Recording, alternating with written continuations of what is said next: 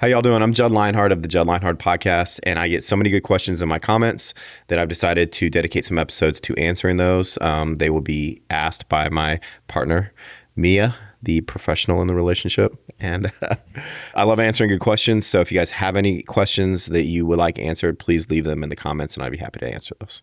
Okay, first question coming from, I'm not going to try his name, but he asks, please advise best leg exercises for guys plus 50. Should we do hard exercise? Good question, actually. Yes, but we have to maybe divide and conquer. So what makes exercise hard? So you have like eccentric loading, you have the speed of the eccentric, you have bigger ranges of motion, heavier loads. Did I say that one?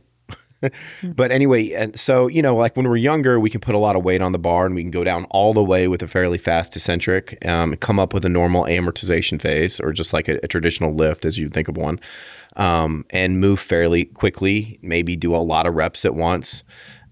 We can do all of those things when we get older, but we need to kind of divide them up a little bit. So with your heavier loads, I would consider doing more of those reps from a dead stop and down to a dead stop, so you don't have that amortization phase. That's when a lot of people get hurt because you're trying to overcome momentum at long muscle lengths, and that's like a very dangerous point for a lot of people. And then if you're going to do a full range of motion, I would take one of those variables away, either the weight or the speed or even both, and do higher reps with a very full range of motion. And then I would focus on things that are concentric only sometimes. So like sled pushing and heavy resisted bike sprinting and things like that.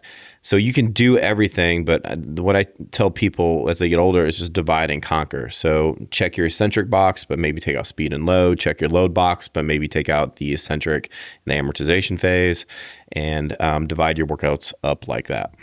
Okay, next question coming from @Sebastian Adi 4358. So if training at home with minimal equipment, I know split squats and lunges are a given, but what else would you throw in for complete development for the lower back and such? Well, complete development for lower back. So the easiest way is to lift weights. So I'm guessing what you're saying there is that you don't have a ton of weight at home.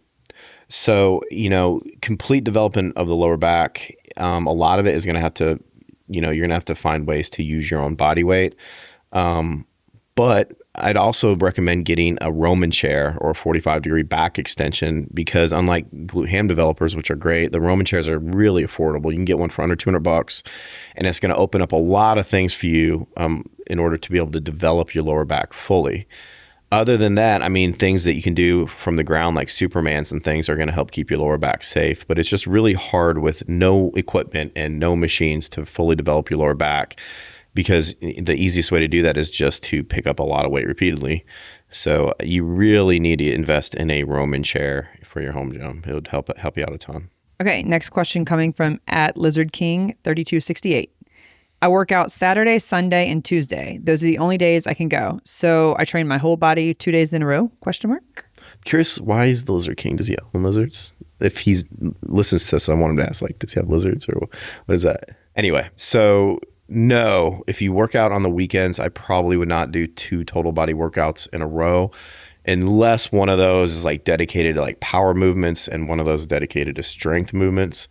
I would do an upper lower split in that case. That's why it's good to be flexible and not be dogmatic and always think that total body is the best route to go.